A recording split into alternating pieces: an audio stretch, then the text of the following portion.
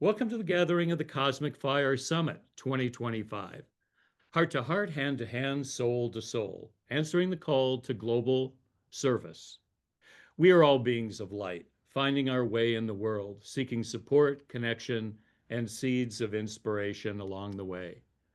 Over the next 5 days, honored healers, teachers, and thought leaders from the world of shamanism and earth based traditions will uplift, inspire, and guide us to step more fully into our true purpose and our own unique path in answering the call to sacred service.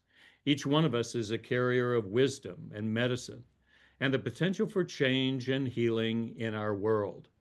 Together, in unity and service, we can illuminate the way forward for our human family today and for all our relations in the generations to come. This gathering is brought to you by Shaman's Directory, a dynamic and growing nonprofit global platform dedicated to bringing shamanic earth based services to the world's doorstep. Together, we are powerful medicine. I'm Wake, one of your hosts at the Cosmic Fire, and I am truly delighted to welcome Imelda Almqvist. Welcome, Imelda. I'm thrilled to be here and thank you for having me and taking the time to talk to me. Well, it's my pleasure and our honor, and you've been a visitor to the summits in the past, and we're really looking forward to your offering today. Before we begin, for those of you who don't know Imelda, I'd like to take a moment to let you know a little bit more about her. She is an international teacher of sacred art and Seder, Old Norse traditions, the ancestral wisdom teachings of Northern Europe. She has a forest school in Sweden, and she's speaking to us from that location right now. To date, she's written 5 nonfiction books and 5 picture books for children. Imelda's Handbook for Rune Magicians, Portals, Patterns, and Pathways will be published by Moon Book in May 2026. Imelda appears in a TV program titled Ice Age Shamanism, made for the Smithsonian Museum in the series Mystic Britain, talking about Mesolithic Arctic deer shamanism. She's currently working on a book about Inuit deities and other projects in the Arctic. Some stories need preserving or rediscovering, and you call this the archaeology of stories. So, would you begin there, Imelda, and tell us about the meaning of stories, the significance, and how they can either bring or need healing? Well, I think human beings are storytelling creatures. Even our very deep ancestors, whose names we do not have on record, sat around a fire under the night sky and they told stories. And they looked at the planets move overhead and they told stories about what they saw in the night sky. So I think it's deeply wired into us. And stories are very much part of making meaning, because human beings are meaning making creatures. But human beings can also get stuck in stories. If I tell a story over and over, I can become stuck in that story because I no longer see there is another perspective on that. So sometimes when we do healing work or therapeutic work, we have to work with someone and help them, as it were, become unstuck from an old story that they have told many, many times. And sometimes there can be a kind of power retrieval in that.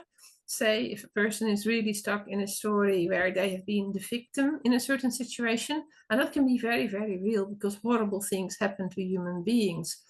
But sometimes we realize that if we take a different viewpoint, we can also see that maybe they helped other people because of what happened to them, or maybe they were really courageous in that story and you sort of mirror that courage back to them, or they learned something very, very powerful and there was a wisdom teaching there. And then sometimes when you do that retrieval, you see that stories are sacred and that stories can be medicine. So like stories can flip in a lot of different directions.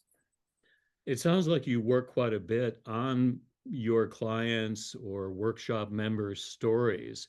Is that an approach that's especially important in your work? I think it is because when I'm teaching, I have a core belief that one of the most healing one of the most healing tools we have as shamanic teachers is the witnessing that an entire group does of the individual. So when I teach, where possible, I try to give every participant, and sometimes in a large group, it's only a few minutes, but I give everyone the opportunity to speak. And I ask everyone else, obviously, to be quiet and to really listen, not to sit there and fiddle or disappear to the bathrooms. But that's the thing I demand, as it were, from all my participants, is to be fully present to the other people in the room and to truly listen and not already think about a story you are going to tell, but to drop into deep listening, to be fully present to what a person is saying and also listen between the words and listen to what they're not saying and to be fully present to that. And I find that when a whole group does that for an individual, then some very almost like archetypal healing occurs, because I think a lot of people in our world do not actually know what it's like to be witnessed on the level of soul. Like we grew up in families where we have siblings and like we're all competing for the attention of the parents, and then we are in schools and there's maybe 30 of us in a class with one teacher. So from a very early time, we learn that we have to compete for attention. And I find that when you give attention freely and unconditionally, I said, sometimes I have to put a time limit on it. You know, that's the everyday reality.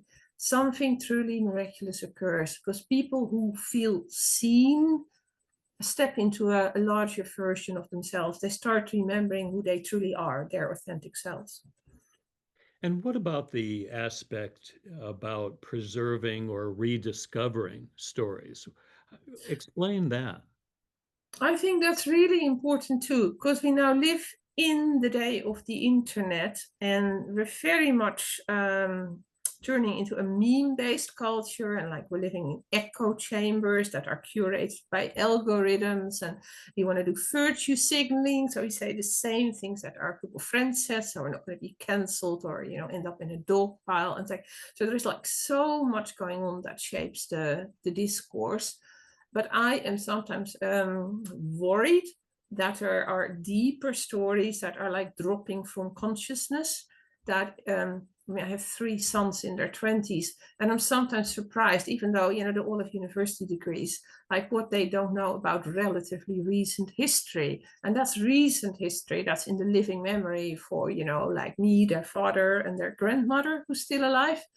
But I'm very much concerned also with ancestral wisdom teachings. And my 4th book was about pre-Christian spirituality of the Netherlands.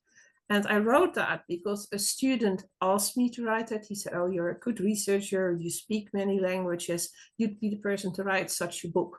In truth, I thought there is like nothing there. It's already gone. But I promised the student I'd look into it. I thought, "I'll just do some research, tell them that there's nothing there, and then that's the end of that." So this was a book I was not planning to write. And then on my summer break, I set aside 2 weeks, and I thought, okay, let's do a little dive into all of this Dutch, Germanic, Northern European material. And I already found so much. And then I found quite obscure authors in the Netherlands who've researched certain things. I ordered a whole pile of books in Dutch and started reading those. And then I started putting it together and it became a book. And by the end of it, I was completely humbled because I grew up in the Netherlands. I lived there for 23 years. I haven't lived there since. I've lived in other countries. And even very everyday festivals we have or customs we have, I had no idea what was underneath that. So there were a few times during the research and writing of that book that my world turned upside down. And I thought, I never knew that about my own culture. I never knew that, our ancestors in the Low Countries did X, Y, Z. And then I realized how easy it would be, even in the day of the internet, for these ancestral wisdom teachings to become lost. And that's something I'm very passionate about because, for a living, I teach the Old Norse wisdom teachings, more the wisdom material of Scandinavia. And then I did another thing which annoyed some people because I decided to write that book in English. And the original student who'd asked for this book, everything in one place, the pre-Christian spirituality of the Low Countries. And I told them proudly, well, I've actually done it. I've written this book. And then I discovered that I had written it in English. And he said, "What did you do that for? It's so much more convenient to read it in Dutch." And I said, like, no, because all Dutch people alive today have a good enough education. They may need a dictionary or whatever, Google Translate here and there, but Dutch people can read a book in English with a little bit of effort. But all the people who have some kind of Germanic, Dutch, well, German, Danish, but Northern, Western European background, who now live in Canada, the US, New Zealand, Australia, or South Africa, or wherever, they do not have that option. They cannot read in Dutch. So I said, no, this book is in English. So some people had to get used to that idea. But also other people were delighted because they said, now I can find out what my ancestors did and why. Well, just as a side note, I know that you're a master of some 24 or 25 languages. So the kind of depth and breadth that you bring to your work is quite astounding. Yeah, and that's a privilege. But even as a young person, I loved languages. I went to grammar school in the Netherlands. So by age 18, I spoke 6 languages. That's just the way it goes, or that's the way education in the Netherlands was structured. Then I met the Swedish man and became my husband. So I added Swedish. And I thought this is actually quite fun. We'll just keep on going learning languages. So it became a hobby. Let's go back to the stories that need healing. And you've spoken, Imelda, about the woman who repairs stories. Could you speak to us about her? Certainly, it'd be a pleasure. She came up in a sacred art workshop I was teaching in London quite a long time ago, I think about 15 years ago. And we were working with various deities and things, and we had ribbons in the room because we're looking at connections and broken connections and prayer ribbons and things like that. And then the woman who repairs stories started appearing in the journey work of the students. And I realized she was a really powerful being. And she was like working with the students because often we don't know which stories need mending. Sometimes we do and sometimes we don't. But as I said earlier, if we're too stuck in a story, like you don't know you're in it until someone holds up that mirror.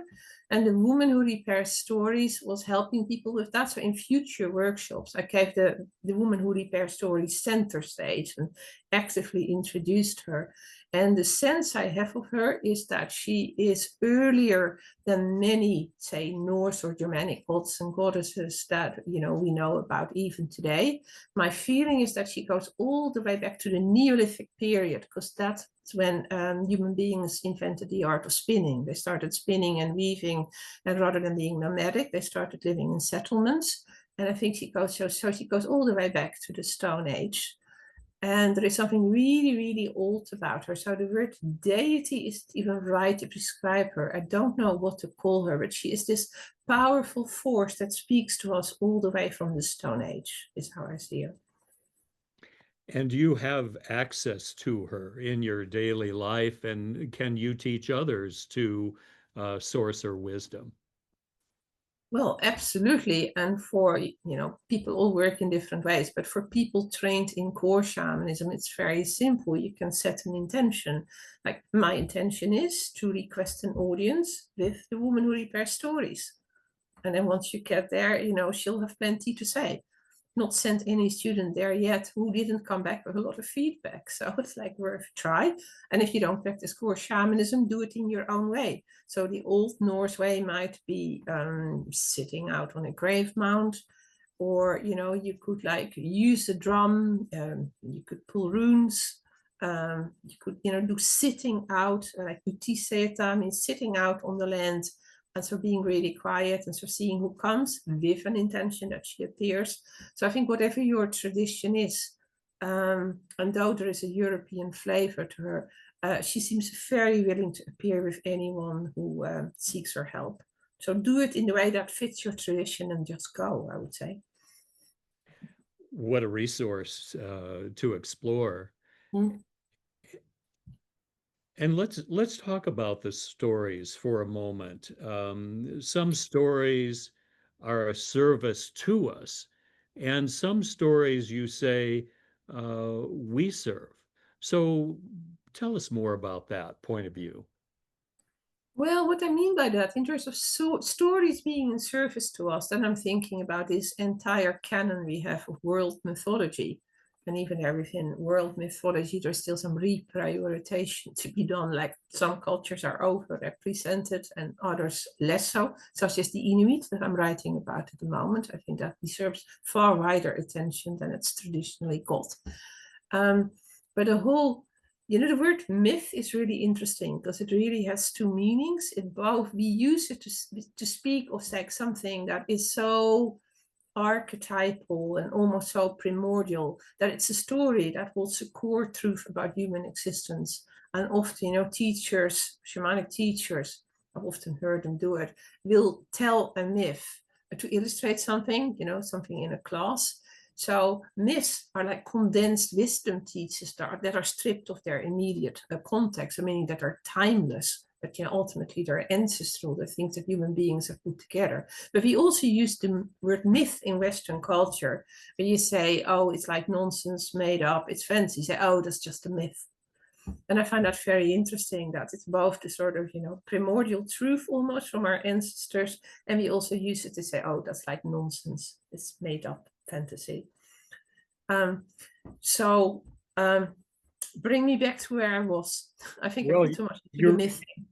Well, you're really an explorer of stories, and I just can't help but think what a blossoming Nordic shamanism it has taken under your stewardship and others to bring it out and have it be a normal part of life. Hasn't there been a great resurgence? Yeah, there has been, and you see it in all sorts of ways. We had all of the Thor movies. I think Ragnarok, or in Norse Ragnarokker, has become, a normal word in the language. People now speak about the end of the world, and they say, "Oh, like, are we at peak Ragnarok yet?" Which is kind of surprising in a way. A lot of children now know about Thor. Thor has become a modern superhero rather than an old Norse god. I think Thor quite enjoys that. He enjoys the attention and having this whole new, incarnation. I think all deities seek that in a way, because I very much believe that, we obviously can learn a lot from working with deities, but I also believe it works the other way around, that deities continue to evolve in partnership with human beings. So it's my belief that the deities need us as much as we need the deities, because there is nothing as sad and dangerous as a forgotten deity. That's not a good thing to be dealing with in so-called shamanism. For the most painful or vulnerable stories that are shared with you, how do you handle that? I get a sense that you create sacred space for this sharing. Tell us about this process. Yeah, well, I'm a great believer in creating sacred space. It's something that all shamanic teachers do. Then you can ask, what are the ingredients of sacred space? So I took a moment earlier today to reflect on that. So I arrived at confidentiality. It must be absolutely clear that what's shared in sacred space does not leave sacred space. People don't go and talk about it at break time or, God forbid, in the world outside the group. And in, there it also shares some boundaries with therapy work. When you work as a therapist, you have similar boundaries when you work with groups. And then the deep witnessing, which I already talked about, the truly being seen on the level of soul, and at least for a few minutes, not having to compete for attention and not, have other people talk over you. And then the third ingredient, I would say, is ceremony, because it's in ceremony that we open the doors to spirit, and the sort of boundary between us and spirit dissolves. And what we do in this reality, even if it is symbolic, happens in real terms in the spirit world. Like anything we do symbolically here, from my point of view, actually happens in the world of spirit, and that has an energetic consequence. And also ceremony takes us back to the deep ancestors and all the ceremonies our ancestors have performed. So they also remind us of our lineage and where we came from. And you speak about archives of the stories. What do you mean by that? Well, I have sometimes worked with students and I've sent them to the libraries in the other world, because they're really magnificent libraries in the other world, and they contain everything that's ever happened here. Because people sometimes say, oh, when something is truly long forgotten, you can't retrieve it anymore. And I find that that is not completely true, because if we're really willing to work hard, there are like places in the other world that still store the memories and the stories and the experiences of our ancestors. So that is like one thing.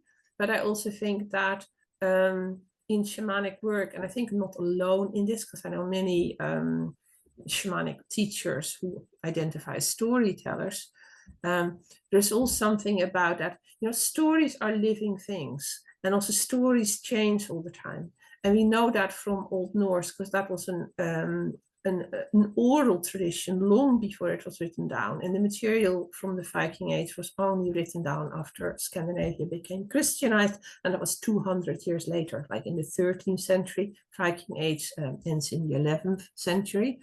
So very, very lucky that they actually took time to do that. But the whole thing is that no two storytellers tell a story exactly the same way. Like the story changes in the telling. And that means that stories have indwelling spirits, and that we can connect to those indwelling spirits and enter a dialogue. So stories are not as dull or predictable as some people sometimes think. They think, oh, like stories. But it's interesting, even on Instagram now, you have this function called stories. So it's also interesting that when we think we don't need stories anymore, or stories are for children, and apparently it's the most popular feature on Instagram. Apparently people sort of, scroll through lots and lots of stories in a day. And I just find that very, very interesting, that stories also seem to have the ability to reincarnate themselves. And when we reach a point in culture, like for instance, as I said, I have 3 sons in their 20s. And about 5 years ago, when they were all teenagers, I was talking to one of my sons and their friends. And my son was sort of saying, oh, my mom writes books. And they were being polite and said, oh, that's great. So, like, oh, and they asked some questions. So I then said, but, tell me about the books that you all read. And they looked completely nonplussed. So they were a bit sheep-faced. And I said, well, we don't really read books, but we do watch YouTube videos. And, we listen to podcasts. And at that point, I thought, goodness, and they all these people, they were all headed for university. They weren't there yet, but by now, these same people all have university degrees and graduate jobs. And I thought, we have a whole generation of people coming who don't read books anymore. But then, like at the same time, we have these stories popping up on Instagram, and then of course we have the phenomenon that's TikTok. Where personally I'm not present, but I hear a lot of stories about TikTok. So there's just something about it. Just as human beings reinvent themselves, I think myths and stories also reinvent themselves because they're a core part of the human experience. Well, Imelda, it sounds like stories almost or do have a life of their own, and that they're Mm-hmm. calling to us to explore and to tell the stories. How would you suggest that someone tap into this regenerative storytelling capacity? Well, again, depending on what you're teaching, but what I found to be a very powerful exercise that, a lot of people now think that, we have this ageist philosophy in our world, like, people are like past their sell-by date and they're like boring. We've lost that whole concept that are actually elder, it's capital E, and that we, they hold a lot of wisdom and we should listen to them. So when I teach workshops, especially this, I think, comes from my, death and dying material. But I ask people to sort of reflect on, like, where are the bones of your ancestors buried? Like, we literally, we walk on all the bones and the people and the creatures that ever came before us. That's like the composted earth that we walk on. And then I sort of, ask people some questions, and people don't know all that much. And then I say, well, talk to the elders in your family, talk to grandma or your auntie or your mom, depending also how old you are, and start recording these stories now. And I had that with my own youngest son as a history project for secondary school or high school in the US. He had to interview a family member. So we went to the Netherlands. My mother was still alive, and he was like asking her questions about the war. That was the period he had chosen. My mother was a child during the war. She was born in the 1930s. And in the sort of, it just because here, and I don't know how old he was at that, maybe he was 14, 15. So he was asking her all of these questions. And all of a sudden, I thought I knew my mother's stories about the war. But there was this whole new story that came out, a very, very painful story. And my mother actually cried in the telling of it. And I thought, if my son hadn't come there, and if I hadn't sort of been his recorder, just like on a phone, no major recording equipment, I would never actually know that that had happened in my family during wartime. And he pulled it out of her by asking. And he reverted it only recently. He said, oh, remember Oma, the Dutch word for grandma, you know, when Oma told me this. I saw your video, The Bow Woman and the Alderman, and in there you explore the part about stories that they're often about loss, and that we have a series or a sequence of losses in our lives. From that, I am understanding that we needn't be afraid of those kinds of stories of loss and embracing what we lose in our lives over time. Well, I think it is the other way around because I think loss and grief and sorrow are an inherent part of the human condition. You cannot live a human life without loss, but also considering that it's going to happen anyway and you cannot escape it, there is also, we don't wish loss on anyone, but there is great transformative power in loss because it is through loss and learning to grieve that we realize the value of things. It also that we realize that we can do hard things, that we are stronger than we think. And in a way we get like tested by this.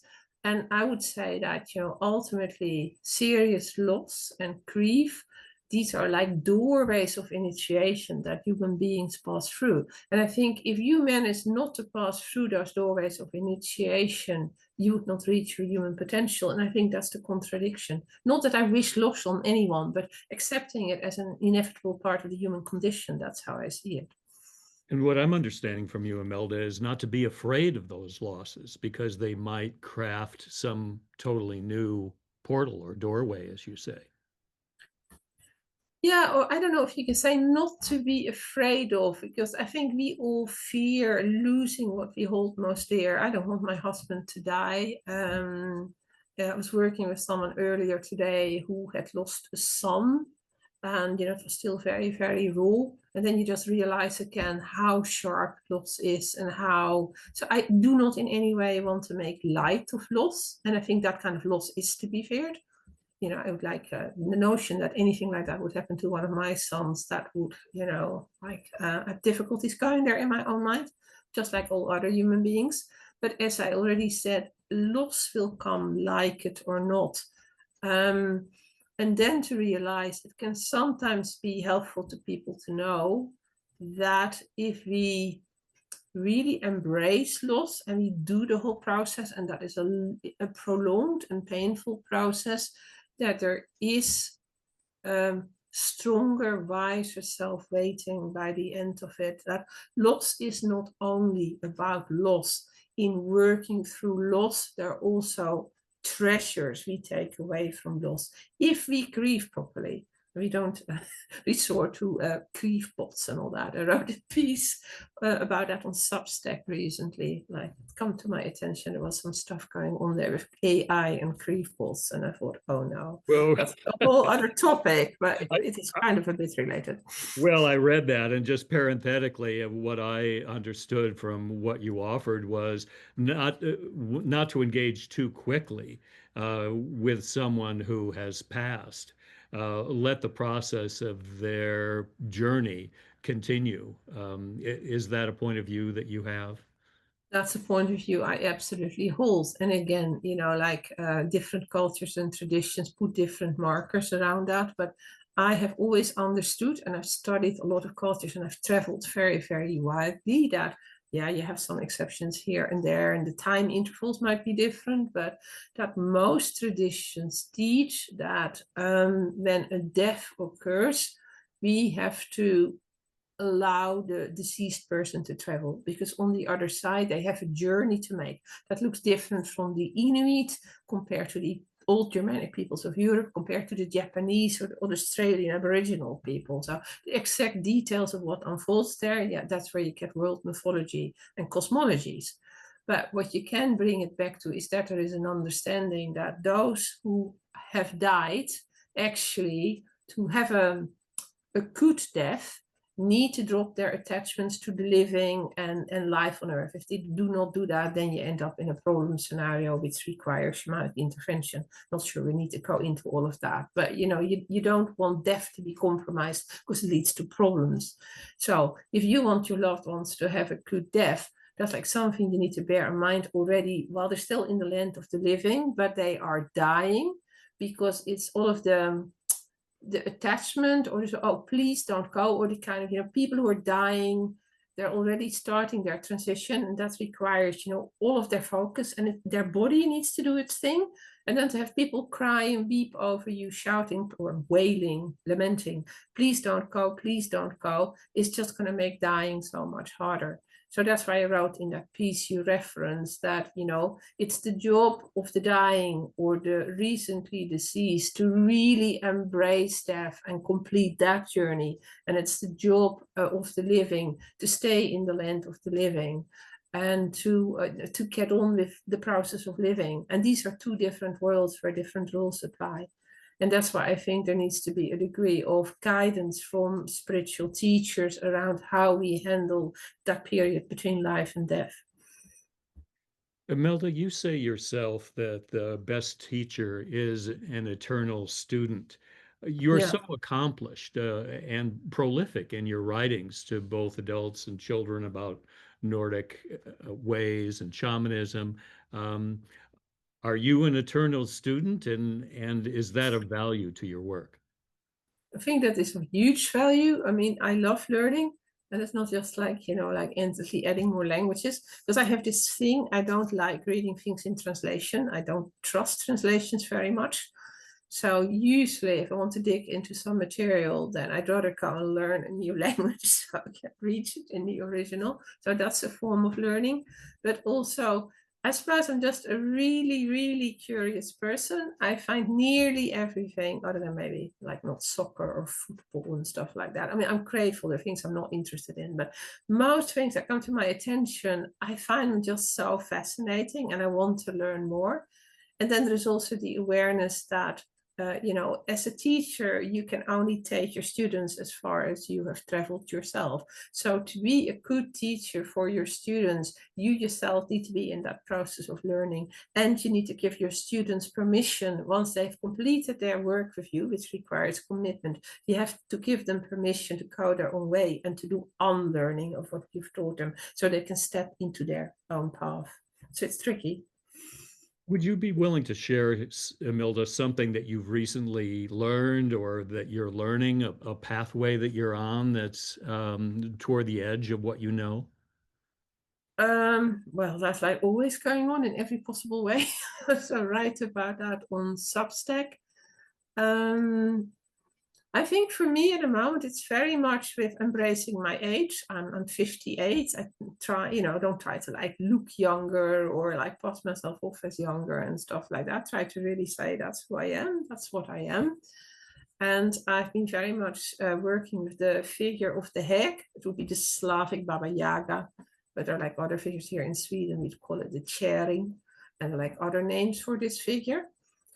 And like recently, because people sometimes joke, my students sometimes joke, they say either my little house here in the forest is like the gingerbread house with the Smarties on top, it's just like a joke.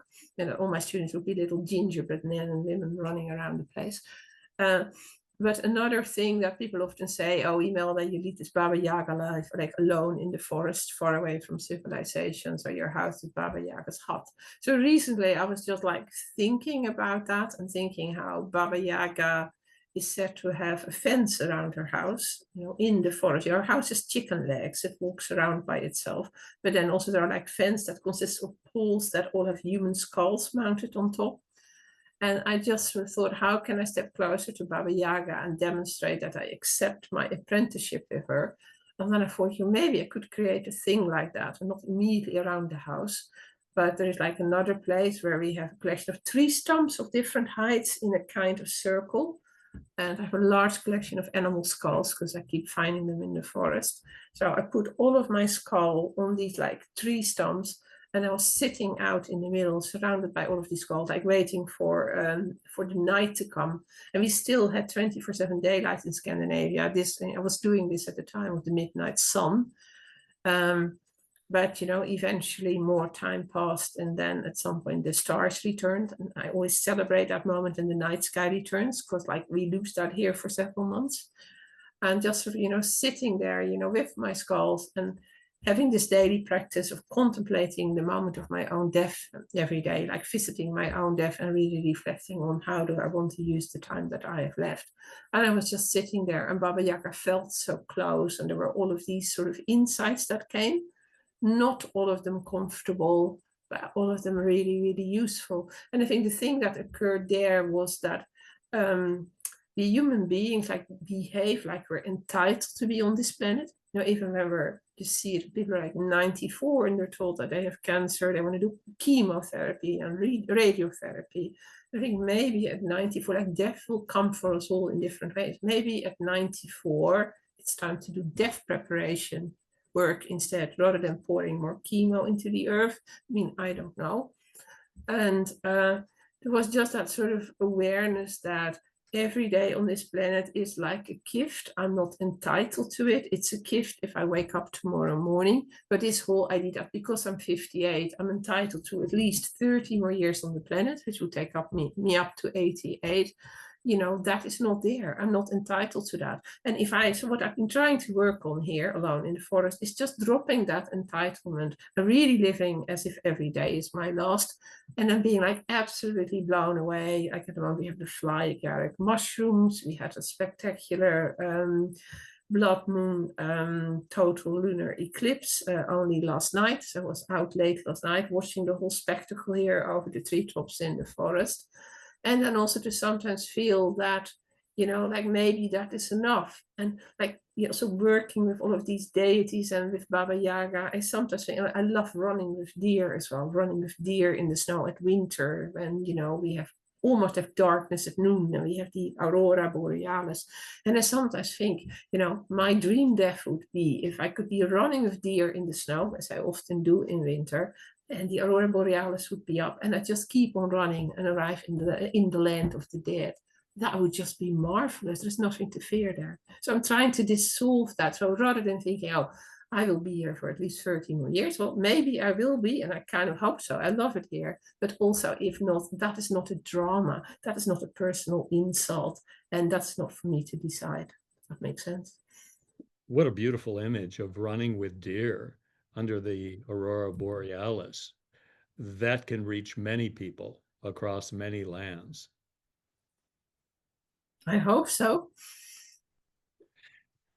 It feels like you're already there. It brings to mind what you call yourself at times the pregnant hag, meaning Mm-hmm. that there's so much birthing, there's so much creativity that's coming as we age.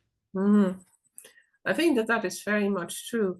And, the thing is, she's called the pregnant hag, which is again the Baba Yaga figure or Norse goddess Hel, and that's nothing to do with Christian hell. This is HEL1L. That's a whole other story, that appropriation by Christianity. Um, and you have to bring me back again, because now I get into the details and I get lost. So ask again what you asked. Well, what I really want to know in your birthing process is you also say that it's important to listen to your own lectures. Oh, So, yes. what do you find there? That's an interesting comment to make. Well, I think it's an American concept, because I've heard it said when I was teaching in the US, and then I thought it's so great. I started repeating it in Europe, and people said, "What on earth can you mean by that?" So I think it's an Americanism. But attending your own lectures just means that you need to follow the advice that you give to other people. And then there's the whole thing that, back to shadow work and all that, that there's a lot about ourselves that we perceive as unwanted because, as children, we're socialized and conditioned to behave well. And, all of that. So we lock a lot of ourselves away in the closet, and that becomes our shadow material. But our shadow material doesn't go away. We are constantly projecting that onto other people. So we're really asking other people to be the shadow carriers on our behalf. So listening to your own lectures for me also involves really listening to, like, why do you put that person down, or why do you make a sort of unpleasant comment about that person? Why are you so critical of the choice that person is making? Because if it causes an emotional reaction in you, there's something in you that's unresolved. That's nothing to do with that person. The person is just holding up a mirror. So that's also a form of attending your own lectures.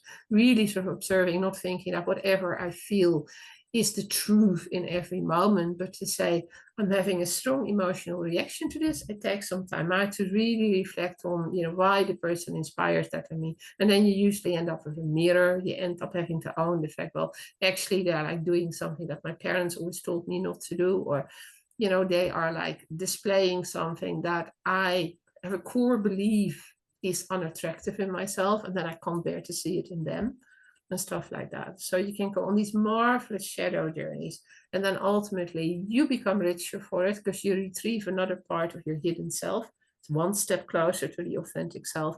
And also your relationship with the person you project onto will improve because you are dissolving that burden of projection. And when they are no longer carrying your projection, there can be better communication, and also like they feel that burden between you is gone. Like people feel it when you project onto them. So like constantly dissolving that makes for better relationships as well. Well, Imelda, you were a woman of the forest, and you have so many teachers. I know that you've told us that you spend time with skulls and on mounds, and to be open and aware to all of the interplay of nature. Are they your best teachers? What At arises in the this work? time, like different, I mean, of course, I had like human teachers. So I've had human teachers, but my last human teacher was probably already 12, 13 years ago. And at some point, I was on an airplane home from, like a module that I was attending.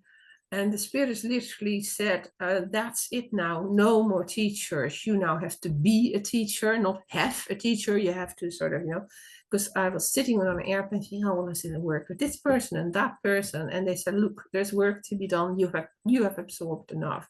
And I was actually told to stop having a teacher and to put my focus on being a teacher. And then I still was a bit like, and it was very, very strict. I was had a feeling that if I disobeyed that they would punish me. I did manage to get a cello teacher through the door because I wanted to continue my cello lessons. But other than that, I felt like I've really listened and like not done that. And that's been a very rich journey. But also like here in Sweden, it's not hyperbole. The forest is my greatest teacher because it's like the totality of the forest, and there are like ancient Nordic deities that are in there. And I sometimes encounter Finnish deities on my walk as well. And then, there's this sort of group souls of the animals and the animal mothers. Like my first winter here, the deer mother came and taught me a lot of things. Um, and also, as I suppose that the whole deer and reindeer that draws me north to the Arctic, and the Sami people and the people of the people in Greenland have caribou. They don't have reindeer; they call them caribou. So, and then at the moment it's like mushroom season, so we have lots of mushrooms, but there is an abundance of fly-carrick mushrooms. So it looks very fairy tale like in the forest at the moment. All these sort of red mushrooms with white dots, the Amanita muscaria. And like every single day, something stops growing or blossoming and something else appears. So there is a flower that's done for the year, but a new mushroom appears. Or there is a bird that migrates, but another animal appears. And for me, all of these beings are teachers, and I just meet them on that level and I try to absorb what I can. So yeah, very much the eternal student. And I hope to still be doing that, if I get that far at age 88. Well, at least 88, you'll be strongly running with the deer at that point. And as far as your commitment, I feel so strongly your commitment to teaching and sharing and the path of service. Have you found that even more shared with the students you come in contact with? Well, I think we all have to mature as teachers.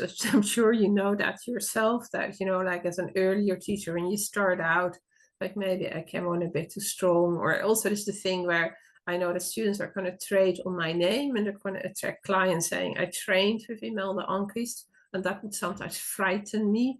But you sort of think, oh gosh, like they're going to, and people do that. People do trade on my name. And, sometimes that is of like work is of varying quality because they're still in their own learning process.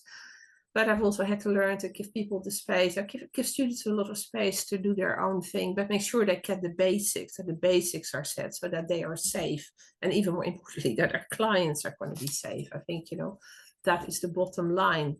But another thing is also, how do you say, I think for me, the most transformative thing in the last few years has been that feeling that I don't need to be a teacher because it is my career. I'm starting to come up in an age bracket where some people take early retirement. So this whole thing, oh, I have to prove myself. I have to do this. I have to do that because teaching is my career. And I've never had a normal career. My life is just jumbled together by spirit. It looks kind of coherent, but wasn't very coherent when I was living it. So, I mean, so that's an illusion that it would have been coherent. But to sort of, to get up in the morning and to say, I'm going to commit to teaching because I love it and I still feel that I have things to share that are of value to society, but not sort of primarily do it because it's a career option or because it's a way of earning money. And, yes, these realities need to be tended to. I know that. But there's something quite liberating about saying I'm at that age where I could almost, in a few years, decide not to do it anymore. But I love it so much and I'm so passionate about it that I want to do it anyway. And then to just do it out of the passion for it. And I think that passion translates into working with students because I think students know, well, hopefully they know that I'm showing up for the right reason. Well, it feels like your teaching is your living as well, Yeah. that you're creating, you're writing, you're creating your beautiful images that you share.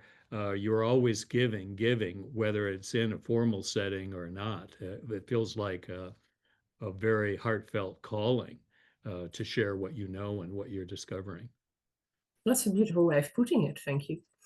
Well, you're welcome. We're so honored to have you, and I know that as we close, that you believe in the inner healer within ourselves, and that we all have that. Could you speak about the inner healer within you? Yeah, certainly.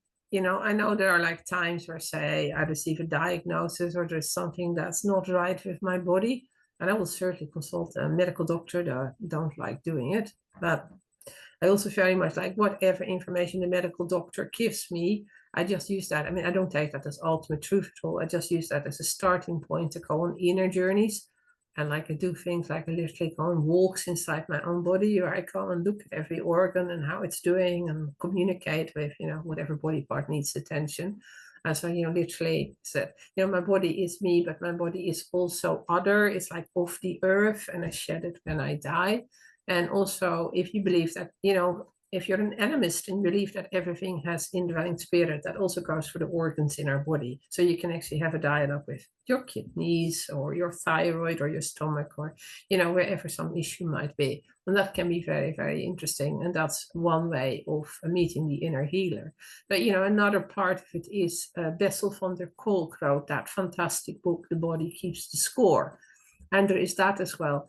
And I was walking just here in the forest yesterday, and I just had this moment where, I felt that, my body is actually a map, not only for my life experiences, but there's the genetics from the ancestors, the DNA as well.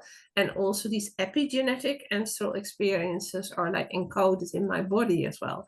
And, I actually, because I'm alive, have that option of I can work with that material. So when something hurts or is wonky or comes to attention, rather than being afraid of that, I can say, here is another opportunity for healing something. Why does my body respond this way? Or why do I hold this in the lungs? Might there be grief involved? Or, why do I feel hungry when I have just eaten? Is there a hungry ancestor who wants to speak to me?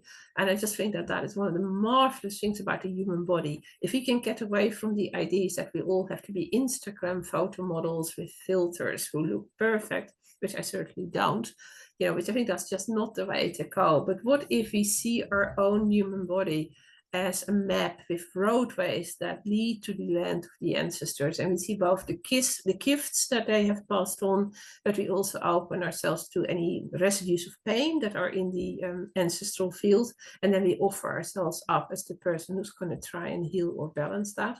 And I just think that's a beautiful way of being alive. Well, it's certainly interactive. It gives us a lot to ponder and a lot to engage. Uh, is there anything else, Imelda, before we close that you'd like to share? We have a global audience. You've been involved in summits before, as I've mentioned.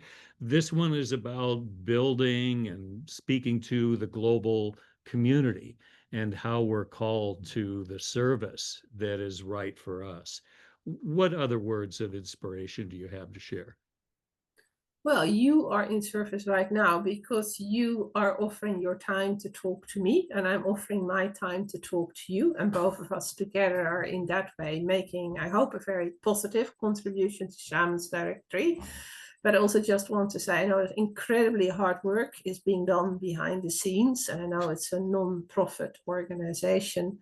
And I think it is quite rare to have an organization that brings together people from different traditions. And I know the idea is saying that we all sit around the fire and different people are being profiled and invited to speak. And I think that that is quite exceptional because you have so many organizations that cluster around a specific teacher or a specific location or a specific teaching. And to actually create that, I was talking about sacred space earlier. I've mentioned that a few times, like dedicated sacred space where transformation can occur. And I very much believe that Shaman's Directory is doing that, like online, but also there's a real presence with real human beings behind it and reminding other people to be those tenders of the fire.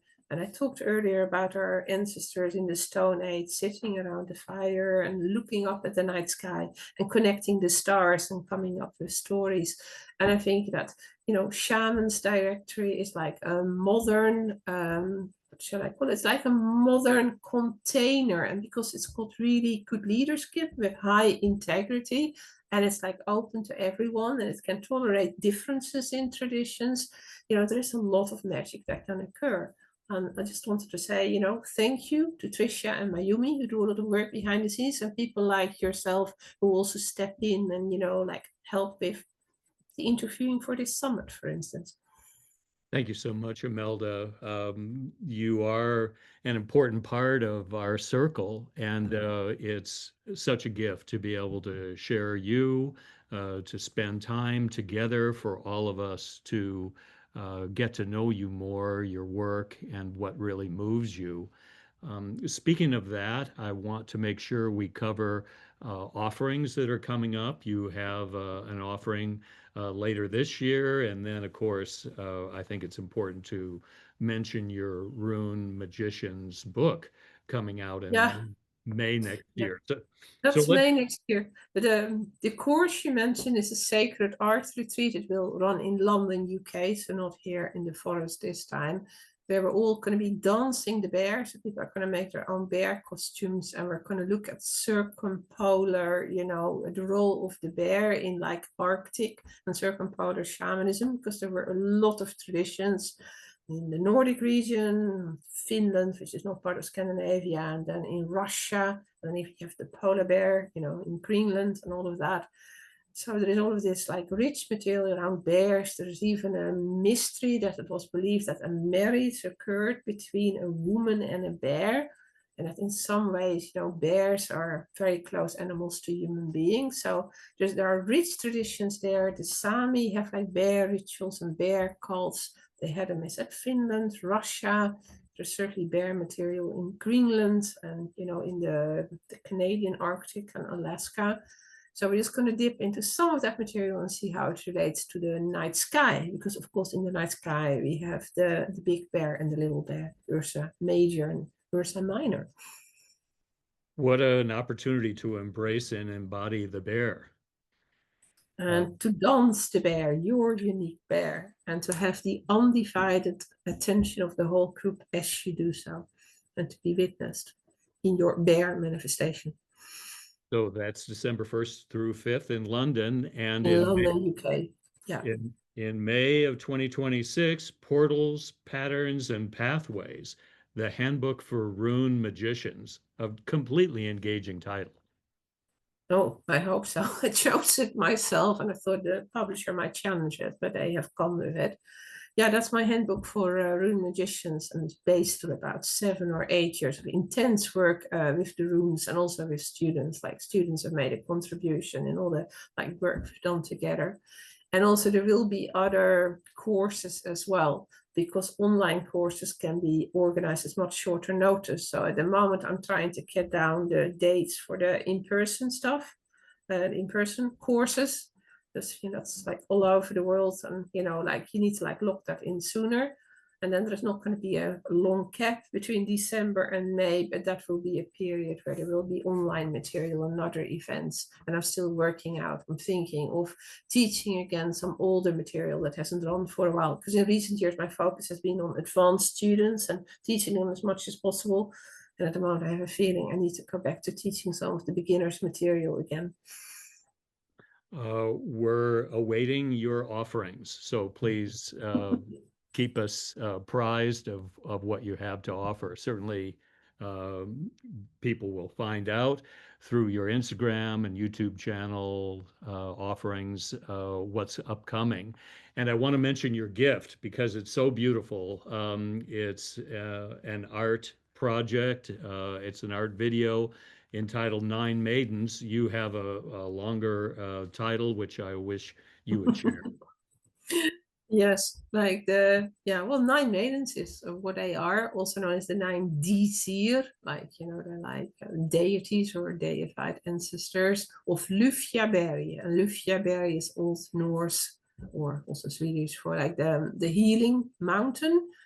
And it's based on the fact that there is this, at the heart of Old Norse cosmology, which is often seen as male dominated by male gods. And people sometimes say, is there anything for women there? Well, there is actually this mysterious Lufjaberg, the mountain of healing, where 9 healers live. And a mysterious figure called Menglod, it's probably Freya, but we're not absolutely sure, but it's probably Freya. And there are these 9 maidens who are all powerful healers in their own right. And it's said in the text that it's especially for people who, how do you say, have run out of options here on the side of Earth, like maybe people who are so very, very ill and have been told that they're like terminal or that they have a chronic illness or something like that. The idea is that in spirit, like shamanic journey in any way you like, that you can make a pilgrimage up that mountain of healing. And also, you have to like climb it. It's a bit arduous, and you have like weeds and thorny hedges and stuff. It's not completely easy, but then once you get to the top there, then one of these 9 maidens will like work with you, and that the other world can then bring the healing that is not available to you, here on Earth. So that is the idea, and with a special focus on desperate cases. This art video is a treasure, and you're very generous to offer it.